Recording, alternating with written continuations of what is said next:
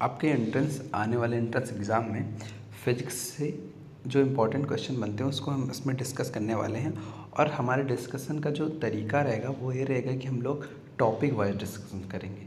कुछ important topics जो specific topics हैं जिनसे क्वेश्चंस हर साल बनते हैं, हम उनको डिस्कस करेंगे सीरियल से। ठीक है, तो सबसे पहला जो हमारा टॉपिक रहेगा वो यांत्रिकी रहेगा, यानी मैकेनिक्स रहेगा। मैकेनिक्स के अंदर आपका वर्क आता है, आपकी एनर्जी आती है, आपके पावर आता है, आपका फोर्स आता है।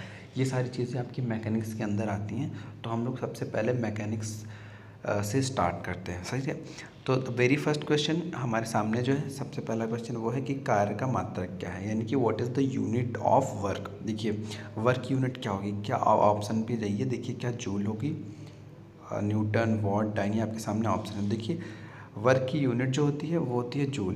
Joule is the right answer. अब साथ में अब बाकी बचे ऑप्शन को भी डिस्कस कर लेते हैं। न्यूटन किसकी यूनिट है, ये फोर्स की यूनिट होती है। Newton is the unit of force. ठीक, वॉट किसकी यूनिट, वॉट पावर की यूनिट होती है। अच्छा डाइन किसकी यूनिट होती है, आप लोग कमेंट बॉक्स में बताएंगे कि डाइन किसकी यूनिट होती है। डाइन यूनिट होती है फोर्स की यूनिट होती है। और वन डाइन और न्यूटन में क्या रिलेशन है ये आप लोग कमेंट कीजिए। ठीक है, moving to the next question. Next question है प्रकाश वर्ष मात्रक है। ये कई सारे एग्जाम्स में ये क्वेश्चन रिपीट होता है प्रकाश वर्ष वाला, क्योंकि प्रकाश वर्ष से थोड़ा सा कन्फ्यूज़न क्रिएट होती है कि इसमें पीछे वर्ष भी लिखा है, तो कई लोगों को लग जाता है, अगर जो पढ़ा नहीं है वो सोचता है कि ये समय का मात्रक हो जाएगा। और प्रकाश लिखा है तो कई बार लोगों को लगता है कि लाइट से रिलेटेड, तो लाइट की यूनिट्स हो सकती हैं।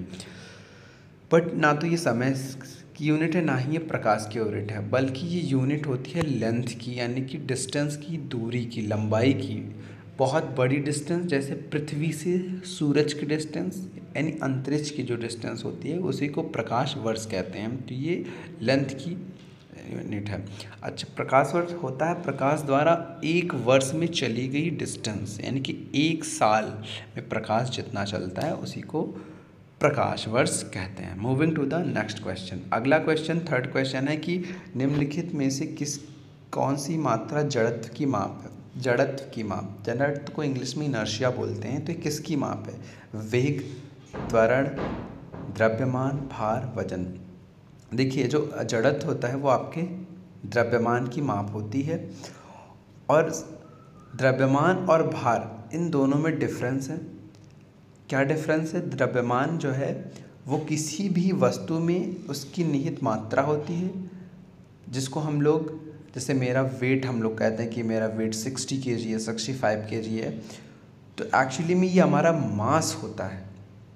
मास कभी चेंज नहीं होता है, जबकि भार जो है ये चेंज होता है। भार क्या होता है, ये एक टाइप का फोर्स होता है। कैसा फोर्स होता है, जो पृथ्वी किसी भी ऑब्जेक्ट पे, किसी भी बॉडी पे लगाती है, उसको अपनी तरफ खींचती है, अट्रैक्ट करती है, वही फोर्स होता है भार। तो अगर आप पृथ्वी पे हैं तो आपका भार दूसरा होगा, क्योंकि पृथ्वी की ग्रेविटी, और अलग प्लेनेट पे जाएंगे तो वहाँ की ग्रेविटी अलग होगी, तो इसलिए वहाँ का भार आपका अलग होगा। ठीक, तो भार शून्य भी हो सकता है, बट आपका मास शून्य नहीं होता। आपकी बॉडी में 60 kg यहाँ पे मात्रा अमाउंट है, तो अगर आप चंद्रमा पे जाएंगे तो ऐसा नहीं कि आपका अमाउंट कम हो जाएगा। ऐसा तो नहीं को आपका हाथ कट के अलग हो गया या आपके अंदर से मास निकल गया, ऐसा नहीं हुआ। तो ये बेसिक डिफरेंस है। तो भार की अगर यूनिट कभी आएगी तो आप उसमें kg नहीं लिखेंगे, उसको आप न्यूटन लिखेंगे, because this is the type of force. ठीक है, पढ़ते हैं अगले क्वेश्चन की तरफ। अगला क्वेश्चन है कि सूची 1 से सूची 2 को सुमेलित करना है। एक सूची दी गई जिसमें 4 चीज़ें लिखी गई हैं। लिखा है उच्च वेग, तरंग दैर्घ्य और दाब और ऊर्जा, ये 4 चीज़ें लिखी गई हैं। इसकी यूनिट्स दी गई हैं मैक, एंगस्ट्रॉम, पास्कल और जूल। इनसे आपको मैच कराना। देखिए आपको पता होगा जूल किसकी है, जूल होती है ऊर्जा की यूनिट। पास्कल किसकी है, पास्कल है आपकी प्रेशर की यूनिट। और तरंग दैर्घ्य की यूनिट एंगस्ट्रॉम होती है। Angstrom is type of distance, है स्मॉल डिस्टेंस। वेवलेंथ की यूनिट है। और Mach is the unit of higher velocity. ठीक है, तो आप यहाँ पे सीरियल से ही मैच कर दिया गया, ए का 1 है, बी का 2 है, सी का 3, देखिए कौन से ऑप्शन में है, A1, B2, C3, D4, option third लिख रहा है ऐसा। Yes, this is the right answer. Now the fifth question है, जूल, एम्पियर, वॉट, वोल्ट चीज़ें दी गई हैं, 4 क्वांटिटीज़ दी गई हैं और उनकी यूनिट्स दी गई हैं, इसी को हमें मैच कराना है। तो जूल किसकी यूनिट होती है, जूल यूनिट होती है, आपको इधर देखना है क्वांटिटीज़ में। जूल क्या धारा की है, चीनी धारा की यूनिट एम्पियर होती है। सामर्थ्य की क्या, सामर्थ्य मतलब पावर होता है, इसको शक्ति भी बोलते हैं। तो सामर्थ्य मतलब पावर होता है, शक्ति भी बोलते हैं। इसकी यूनिट वॉट होती है। कार्य की यूनिट जूल होती है, because work is a type of energy. ठीक, अब विभवांतर, इसकी यूनिट होती है वोल्ट। उष्मा, उष्मा की यूनिट कैलोरी होती है, हीट की यूनिट कैलोरी होती है। तो आपको सब कुछ पता चल गया, बस अभी हम मैच कर लाने लें किस में होगा। देखिए जूल कार्य का था, कार्य तीसरे नंबर पे, तो ए आपका थर्ड पे, ए थर्ड पे एक ही में आ रहा है ऑप्शन ए में। B1 क्या इसमें B1 है, बी है एम्पियर और 1 में, ठीक है। तो option A is the right answer I think. Yes, E5 एक बार चेक कर लेते हैं, ई कैलोरी है और B5 सही आ रहा है, तो option E will be the right answer. Moving to the next question. Next question में भी आपको मिलित करना है। देखिए सूची 1 में भौतिक राशियाँ दी गई हैं, और क्या क्या भौतिक राशियाँ दी गई हैं, त्वरण दिया गया है, बल दिया गया है, कृतकार दिया गया, आवेग दिया गया, ठीक है। सेकंड सूची में आपको देखते हैं क्या होता है। फिर से इसमें जूल आया, जूल किसकी यूनिट है, जूल यूनिट होगी कृतकार यानी सी की, यानी कि C1, और ए त्वरण है, त्वरण की यूनिट क्या होगी, मीटर पर सेकंड स्क्वायर। देखिए त्वरण बराबर ए इज इक्वल टू क्या होता है, फोर्स, ठीक, और m इंटू ए न्यूटन का सेकेंड लॉ था, इज इक्वल टू फोर्स। तो ए यहाँ से F अपॉन m होता है, ठीक, ये होता है। और साथ ही साथ आपको बताते हैं कि एक्सीलरेशन और क्या होता है, वेग परिवर्तन की दर v upon T, delta v upon delta T, ठीक। The rate of change in the velocity is called acceleration. आप बाइक चलाते हैं जब, तो उसमें एक्सीलरेटर रहता है, जब हम एक्सीलरेटर को खींचते हैं तो बाइक की स्पीड में चेंज आता है, ठीक है। वो वहीं से चीज़ है, वो साइंस फिजिक्स की चीज़ है। तो उसका जो मात्रक होता है, यूनिट होता है, देखिए वेग की यूनिट मीटर होती है, ठीक, और टाइम की यूनिट सेकंड होती है। Are you getting my point, metre पर सेकेंड, इसकी मीटर पर सेकेंड हो गई, वेग की सॉरी मीटर पर सेकेंड हो गई, और टाइम की सेकेंड होगी, तो सेकेंड से सेकेंड, सेकेंड स्क्वायर हो गया तो मीटर पर सेकेंड स्क्वायर हो गया। वेग की यूनिट मीटर पर सेकेंड और टाइम की यूनिट सेकेंड। तो देखिए ऑप्शन ए मीटर पर सेकेंड स्क्वायर, एक का 4 होगा, ए का 4 एक ही में ऑप्शन में दिया गया है, so option D will be the right answer. Yes. Seventh question is, निम्नलिखित में से समय का मात्रक क्या नहीं है। What is the not unit of time, आदि वर्ष, चंद्रमा, प्रकाश वर्ष। ये बहुत इजी क्वेश्चन, अभी हम लोगों ने देखा प्रकाश वर्ष, इसमें समय का मात्रक नहीं है क्योंकि ये दूरी का मात्रक है। So this is the right answer. तो हमारा अगला जो टॉपिक होगा, अगला टॉपिक है ऊष्मा और ताप, हीट एंड टेम्परेचर। इससे आने वाले क्वेश्चंस को हम लोग चलिए डिस्कस करते हैं। सबसे पहला क्वेश्चन हम लोगों के सामने ये है कि वस्तुओं को गर्म करने पर उसकी अणुओं की क्या बढ़ जाती है, घट जाती है। यानी कि जब हम किसी को हीट करते हैं तो उनके अंदर जो मॉलिक्यूल्स छोटे छोटे होते हैं, उनकी अणुओं की क्या होती है, क्या उनकी चाल बढ़ जाएगी, उनकी ऊर्जा कम हो जाएगी, क्या बाहर घट जाएगी। देखिए वेरी ऑब्वियस है, जब इनको हम एनर्जी देंगे, गर्म करेंगे तो इनको एनर्जी मिलेगी, जिससे उनकी चाल क्या हो जाएगी, बढ़ जाएगी। तो option A will be the correct answer. Moving to the next question, किस वस्तु का ताप किसका सूचक है। किसी का टेम्परेचर क्या बताता है, उसके अणुओं की कुछ ऊर्जा को बताता है, अणुओं की औसत ऊर्जा को बताता है, या फिर उनके अणुओं के कुल वेग को बताता है, उनकी औसत ऊर्जा को बताता है, क्या बताता है। देखिए किसी वस्तु का ताप उसका सूचक होता है, क्या उसके अणुओं की कुछ ऊर्जा का होता है कि अणुओं की औसत ऊर्जा का होता है। देखिए इसका सही आंसर जो होगा, उसके अणुओं की औसत ऊर्जा का, गतिज ऊर्जा को ये रिप्रेजेंट करता है, ठीक है। अब अगले क्वेश्चन में पढ़ते हैं, किसी वस्तु का ताप सूचित करता है कि संपर्क करना। देखिए अगर दो चीज़ें संपर्क, जैसे आप ठंडी के महीने में आप आते हैं बाहर से और रजाई में आपका दो भाई है वो अगर है और आप आए तो आप ठंडे रहते हैं और फिर उसको आपने टच किया तो वो आप कैसा रिएक्शन करता है कि मुझे मत टच करो क्योंकि तुम बाहर से आओ, ठंडा ठंडा क्यों लगा रहे हो मुझे। इसका मतलब ये होता है कि एक्चुअल में आपने उसको एनर्जी नहीं दिया बल्कि उसकी एनर्जी आप पे आ रही है, उससे हीट आपके अंदर ट्रांसफ़र हो रही होती है, उससे हीट क्या हो रही होती है आपके अंदर ट्रांसफ़र हो रही होती है। तो हमेशा heat transfer high temperature to low temperature होता है। तो यह अपेक्षाकृत कम ताप की वस्तु से उस वस्तु में प्रवाहित होगी, यानी कम ताप की वस्तु में उस हाई टेम्परेचर की वस्तु से उच्च से निम्न की ओर जाएगी।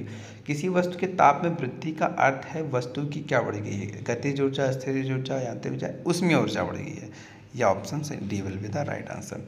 जब किसी वस्तु को ठंडा किया जाता है तो उसके अणुओं की क्या बढ़ जाती है, ऊर्जा बढ़ जाती है, चाल घट जाती, वेरी इजी है कि चाल घट जाती है।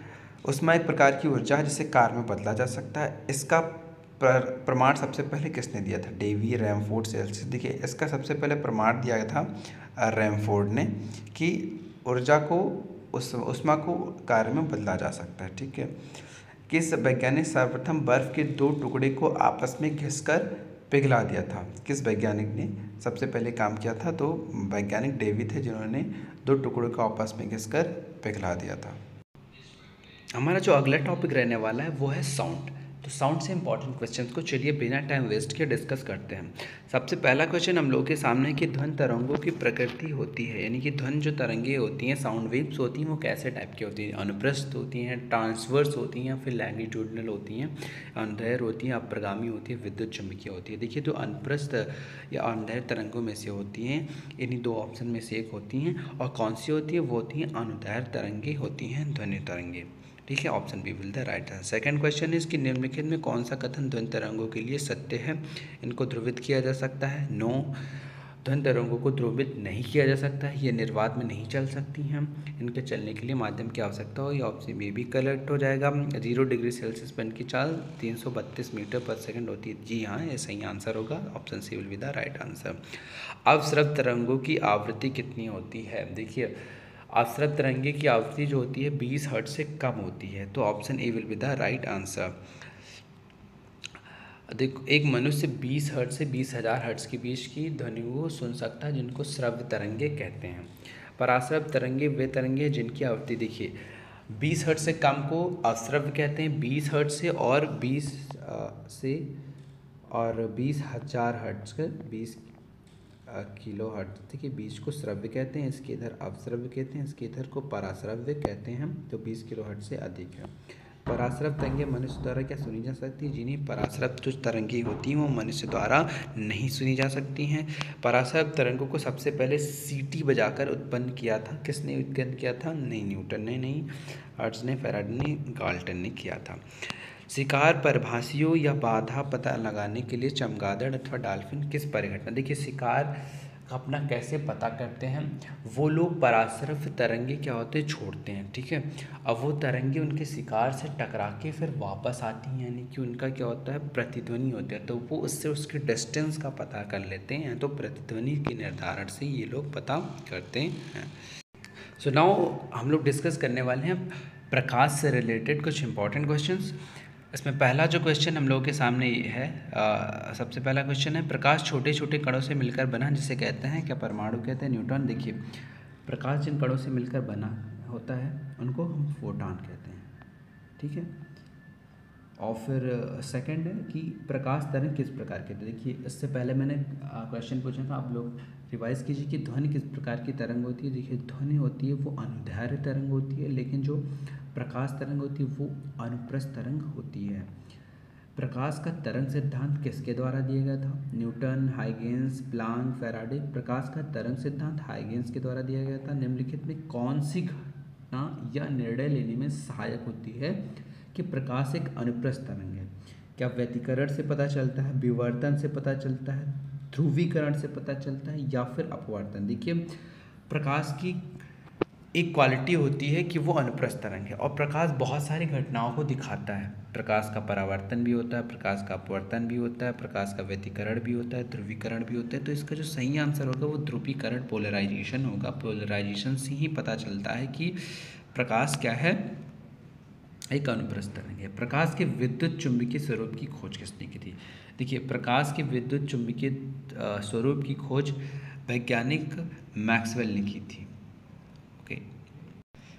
किसने सर्वप्रथम ये दिखलाया कि प्रकाश तरंगों का विवर्तन होता है? यंग ने की, मैक्सवेल ने, फौकाल्ट ने, ग्रेमाल्डी? देखिए, इसका सही आंसर ग्रेमाल्डी ने होगा। ग्रेमाल्डी ने बताया था विवर्तन के बारे में।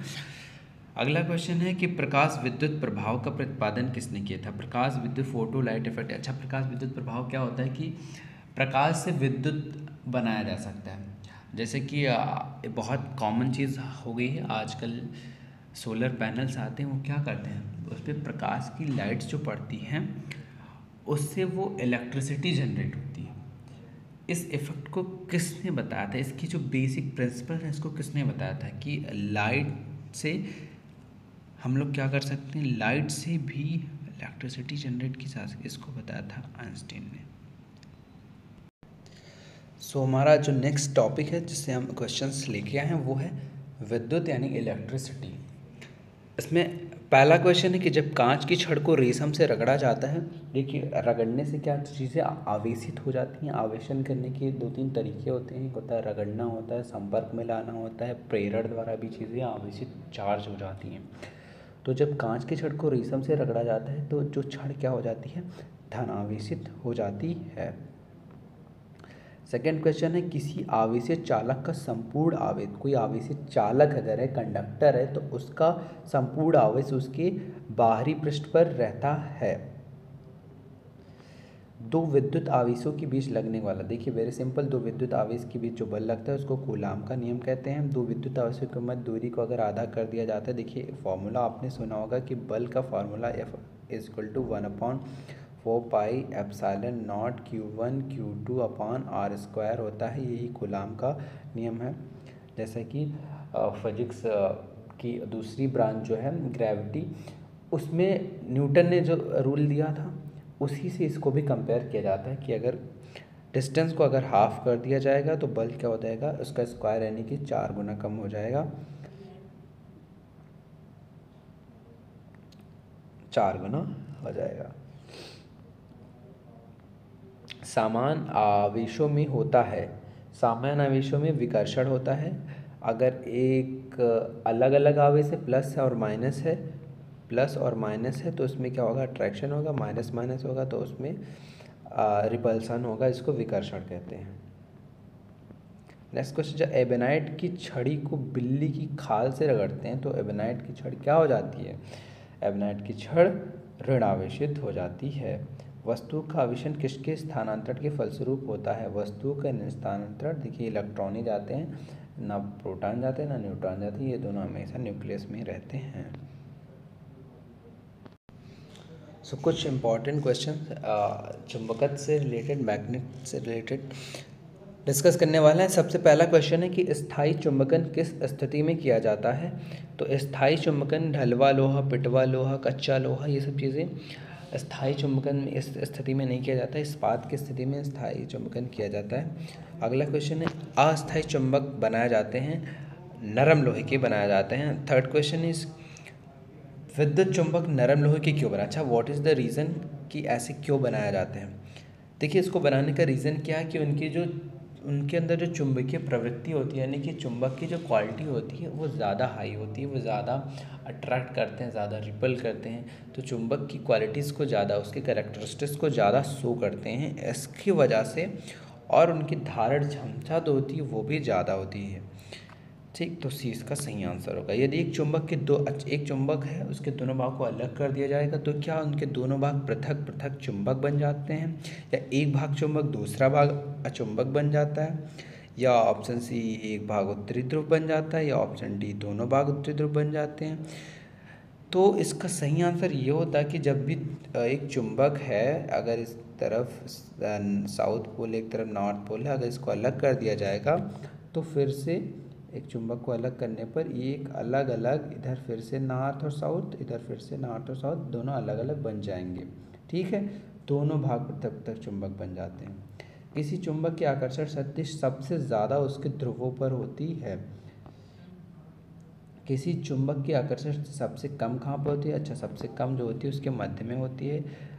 कौन सा कथन गलत है? 7वां क्वेश्चन की निम्नलिखित चुंबक किस समान ध्रुवों के बीच प्रतिकर्षण होता? नहीं, समान ध्रुवों के बीच प्रतिकर्षण होता है, दिस इज द राइट। अगर साउथ साउथ पोल है तो प्रतिकर्षण होगा, नॉर्थ नॉर्थ पोल है तो प्रतिकर्षण होगा। चुंबक के विपरीत ध्रुवों के बीच आकर्षण होता है, जी हाँ बिल्कुल सही बात है। एक विलग ध्रुव का कोई अस्तित्व नहीं होता? होता है। क्यों नहीं होता है? होता है। किसी चुंबक को बीच से तोड़ देने पर क्या उसके दोनों ध्रुव अलग हो जाते हैं? नहीं, अलग नहीं होता, हर चुंबक का अलग ध्रुव बन जाता है। So now we are going to discuss some questions about modern physics. Modern physics में से कुछ इंपॉर्टेंट क्वेश्चंस को डिस्कस करने वाले हैं कि प्रकाश किरण अगर पुंज हो तो अत्यंत देशिक कहलाती है। क्या इरेजर होती है, ग्रेजर होती है, मेजर होती है, फिर लेज़र होती है?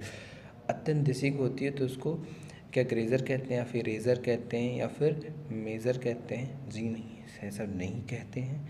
इसका सही आंसर होगा उसको लेज़र कहते हैं। आप लोग कमेंट बॉक्स में लेज़र का फुल फॉर्म लिखिएगा, ठीक है।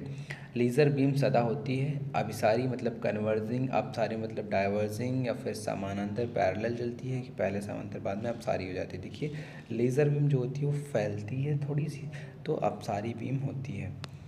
परमाणु के नाभिक में, अच्छा परमाणु के नाभिक में क्या होता है? अगर एक परमाणु है एटम तो उसके बीच में न्यूक्लियस होता है जिसमें प्रोटॉन और न्यूट्रॉन रहते हैं, चारों ओर इलेक्ट्रॉन्स के चक्कर लगाते हैं, तो प्रोटॉन और न्यूट्रॉन होते हैं। न्यूट्रॉन की खोज किसने की थी? न्यूट्रॉन की खोज चैडविक ने की थी।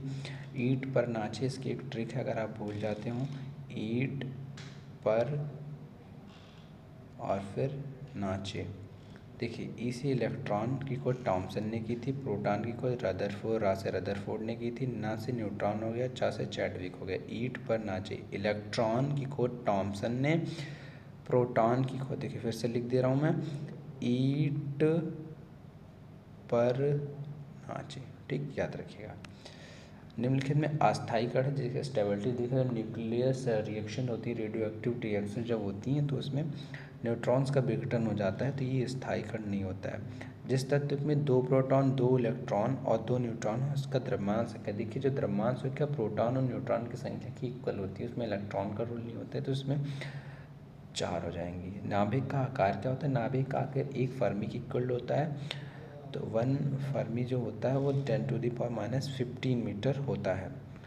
पॉजिट्रॉन की खोज किसने की थी? देखिए रदरफोर्ड ने प्रोटॉन की थी, टॉमसन ने इलेक्ट्रॉन की थी, चैडविक ने न्यूट्रॉन की थी, और पॉजिट्रॉन की खोज की थी एंडरसन ने।